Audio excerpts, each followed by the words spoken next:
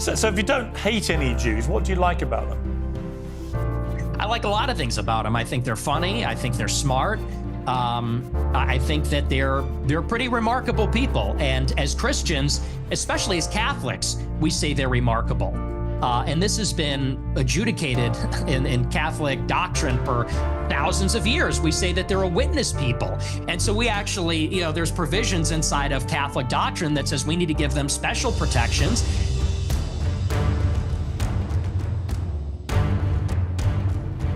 It's very striking that Nick Fuentes, who was considered until fairly recently a person who held such fringe views that he would have been so outside of the Overton window of acceptable discourse that no platform, no legitimate mainstream platform would interview him. He was kind of a David Duke figure, Klansman figure, a person who espoused virulent anti-Semitism, Holocaust revisionism, a fierce racist, a person who holds grotesque views about people of color.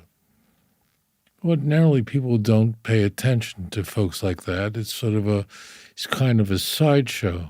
But as it turns out, in just recent months and recent weeks, especially after Tucker Carlson, who has a penchant for interviewing people who have very odd ideas, very specifically very anti-Jewish ideas, very anti-Israel ideas. I mean, he just brings on the kinds of people that consider Churchill the villain of World War II and all these sorts of characters. He kind of launders these kinds of individuals and sort of makes them acceptable in the public domain. Piers Morgan just did an interview with Nick Fuentes, which is really very striking. And I want to hone in on one point of this interview in which Piers was asking Nick Fuentes about his view of Jews. He insisted that the Catholic Church regards the Jewish people in a complimentary way as being a witness people. So if you don't hate any Jews, what do you like about them? I like a lot of things about them. I think they're funny. I think they're smart. I think that they're pretty remarkable people. And as Christians, especially as Catholics, we say they're remarkable. And this has been adjudicated in Catholic doctrine for thousands of years. We say that they're a witness people. And so we actually, there's provisions inside of Catholic doctrine that says we need to give them special protections because they were a witness to Christ's passion. So, this is why you can't clip the show. You have to watch the whole thing. I say this repeatedly in interviews. I do think they're remarkable. By definition, they're exceptional people. It's just that there is a sort of natural opposition between them and Christians because of the theology. The notion of a witness people was developed by probably the most revered, highly esteemed church father, Augustine, who lived in the 4th and 5th century, who was a prolific writer. He is seen as a saint in both the East and the Western Church, meaning in both the Roman Catholic Church and the Orthodox Church, and even Protestants have a deep reverence for him. Augustine was also a vicious anti-Semite, and he spoke about the Jews as the witness people, but it's not a flattering statement. Rather, it's a statement of contempt, which you will not find in Nick Fuentes' words. It's important to understand what this means, but this notion that the Jews are a witness people does not mean that they simply witness the passion, as Nick Fuentes implies, but rather it means something really quite deep and sinister. So Augustine, in many of his writings, in his writings against Manichaeus, Augustine spent 9 years as a Manichaeist himself. It's sort of a dualistic pagan identity that separates the God of the Old Testament and the New Testament. It's not really germane. Augustine discusses this in his one of his most influential works is City of God, and his commentary on the book of Psalms, that the Jews are a witness people. What does Augustine mean by that? And what is the dog whistle conveying to Nick Fuentes' audience? So the witness people is actually a very important, significant part of Catholic theology.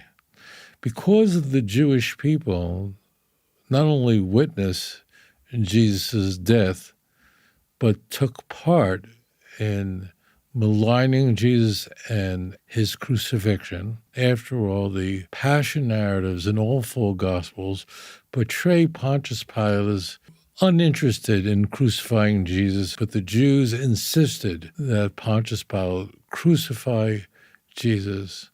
The passion narratives do not play well for the Jews. It's very clear in the New Testament that the Jews are uniquely responsible for killing Jesus.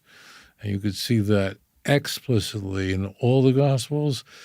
And the later the Gospel, the more explicit it is. In John, the last of the four Gospels, Jesus, in a putative conversation with Pontius Pilate, tells him in chapter 19, verse 11, that it's those that gave me over to you, it's their sin that is great. What is germane is that Augustine faced a dilemma. The dilemma he's addressing is, why has God preserved the Jews? Why are they still here? Augustine concludes that the Jews are here as a witness people to live in a degraded state, preserved in a subjugated state, so that the world always sees what happens to people that not only reject Jesus, but actually condemn him and ensure that he's executed. The Jews, in Augustine's view, are to be preserved. They cannot be killed in mass numbers, but rather they should live in a degraded state, in a protected state, lest the church becomes so disgusted with them that they might just kill all of them. So therefore, they're to be preserved in a degraded state, living in a ghetto in Rome. And in fact, they were called for well over 1,000 years the Pope's Jews. Jews who were protected in the ghetto by the Vatican, by Rome itself, and no one can molest them, no one can harm them.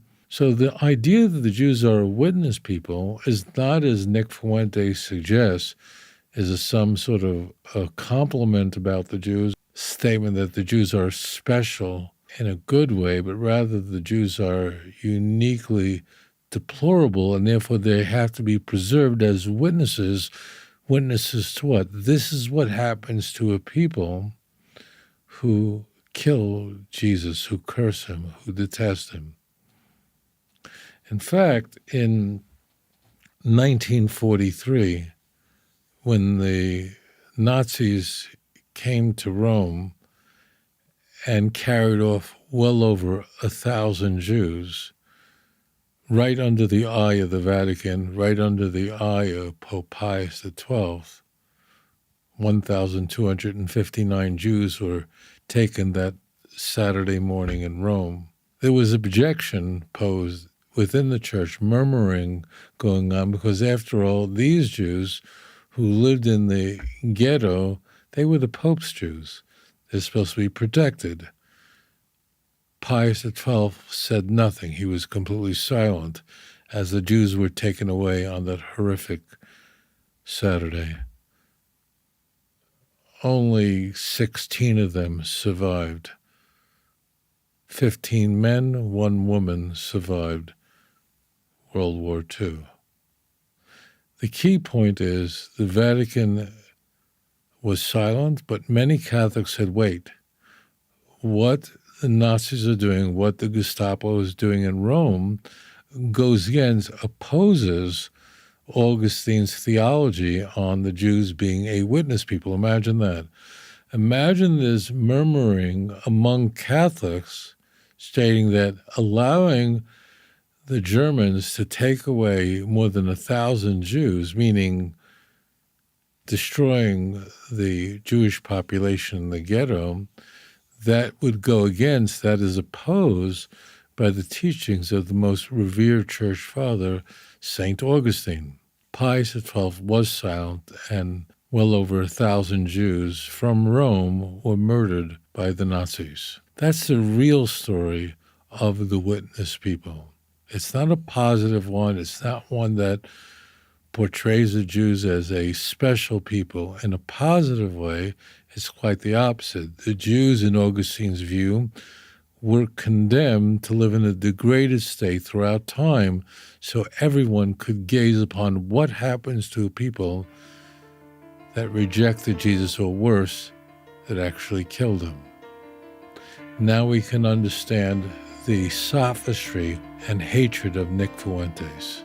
If you enjoyed this program, please like and subscribe. אדון עולם אשר מלך בטרם כל יציר נברא עת נעשה בחפצו כל